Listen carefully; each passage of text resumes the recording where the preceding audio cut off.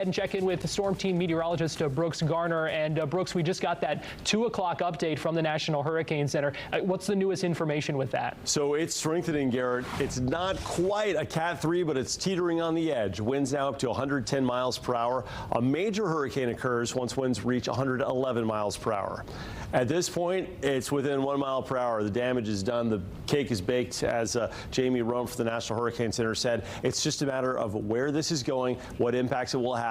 And the answer is that it is heading for the Tallahassee region, getting there early tonight, and it's likely to be a major power outage event for this region with untold tree damage and an area that hasn't been tested by a major hurricane directly. This specific part of the Panhandle and Tallahassee's history, which spans over 200 years. They've had a lot of minimal hurricanes, they've had a lot of close calls, but never a direct hit, and this one looks like it may do just that. At this point, we're on the edge of the worst of it, but don't focus on the center. This storm has far-reaching impacts. The cone narrow to indicate certainty in the track. The impacts widespread, indicating a large storm with winds that extend to the east of the center by more than 400 miles. So we're all going to experience tropical storm force winds and the possibility of hurricane wind gusts later on this evening, especially west of I-75. But a Cat 3, the official forecast at this point, impacting Appalachia Bay this evening after 8 p.m. So now it looks like landfall will be a little bit later, between maybe 8 and 11 or maybe 9 to midnight, something around that range. But either way,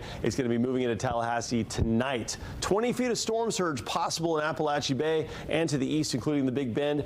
And east of the center, we'll have hurricane force winds extending outward more than 50 miles. So we could see those winds approaching 100 miles per hour as far east as Cedar Key, and hurricane force wind gusts in the Gainesville area. So Helene then rolling up into Georgia. There are currently hurricane warnings as far north as Macon, and they could see hurricane wind gusts, hurricane force wind gusts in Atlanta by tomorrow morning.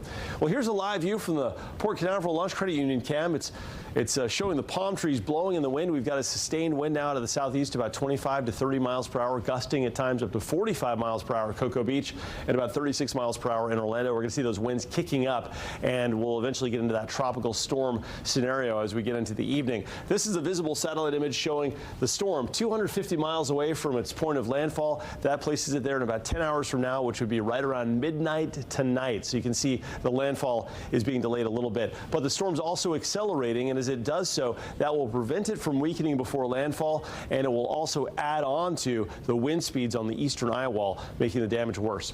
We're under a tornado watch until 8 o'clock tonight. That might be extended. That's because the atmosphere is favorable for the development of tornadoes. Mid-morning, we had a tornado warning in Brevard and also Volusia counties. That's since passed. We're in a lull right now. We're in a big lull, but that is expected to change. You can see the eye wall from Tampa radar about 150 miles to the southwest of Tampa.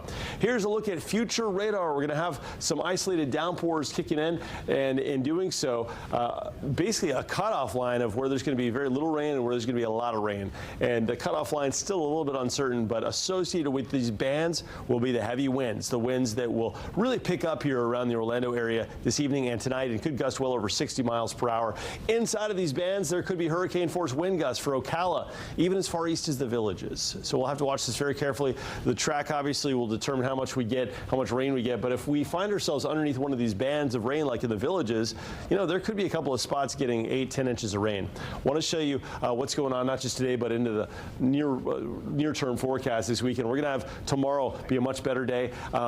Of note, while today is a Fox 35 storm alert day, so far got confirmation that Seminole County schools as well as Orange County schools are planning tomorrow to have school as a normal day. The thinking is that by daybreak, Garrett, this hurricane makes its way into Georgia, and we'll see conditions here rapidly improving. It's just a matter of cleanup in the yard if big limbs fall down or if a tree falls down. So we're going to be on the edge of this thing, but I'll tell you what, it's going to be more than just cleanup here in the Panhandle. They will be looking at extended power outages that could range for more than 2 weeks.